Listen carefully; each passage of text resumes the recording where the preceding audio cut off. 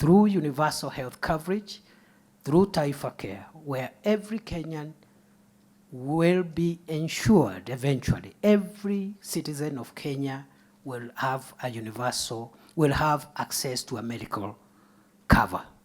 It's not a small matter. Even developed countries have tried universal health coverage without success. President Obama in 2016 brought Obamacare.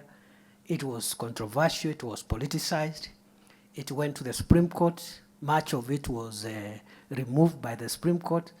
But the American health insurance scheme today that serves them are the vestiges of Obamacare until today. And therefore, even for us as a country, we have had false starts before. President Kibaki tried it when Charity Ngilu was Minister for Health. Politics came in and the state rolled back.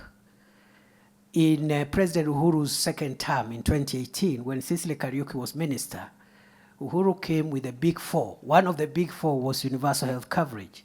Politics set in, the state pulled back. This time round, President Ruto has decided we'll not pull back. We will proceed with this transformative intervention because of its potential to really save on household incomes. A lot of families have become poor because of too much expenditure out of pocket on health bills. Many of the middle class, many of us, especially politicians, we have participated in endless harambes, and the only way to make sure that we save our money and the middle class saves its money is to reduce the number of people doing health-related harambes. The program is just started 2-3 months ago. You expect it to have teething problems. And that's why we are asking for your support, even as we convene next week to look at where the gaps are, the two levels of government, to perfect.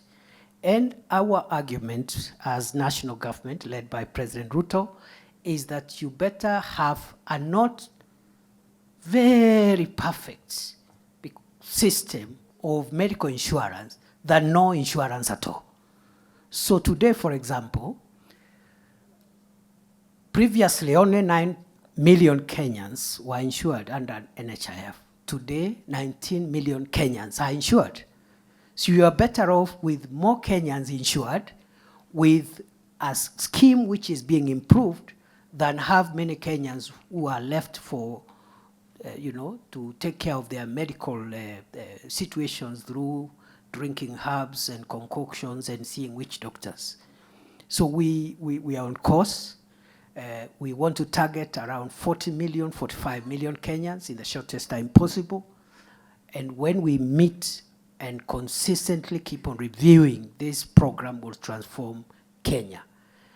You will understand NHIF only used to insure people who either have a salary or the ability to pay. This Taifa Care is insuring everybody. The only challenge is that those of us who earn a little more are sacrificing a little. You pay a little more, but then it saves you from attending so many harambes. So eventually, there is a balance in terms of your income. And then those who are paying lowest, 500 shillings, are now paying 300. And those who can't afford the 300, there will be a means testing tool which will waive the 300. So I'm wondering how really honest we can be to oppose a health insurance scheme that is free to those who cannot afford. It's a very difficult task to oppose such a scheme. So we are going to partner with county governments and also through the National Equipment Support Program, which I think all counties have signed to. That program will give us the access to equipment, especially for lower level hospitals, level 2, 3, and 4, so that Taifa Care can function and the referral system can function when you have diagnostic capabilities at the lower level hospitals.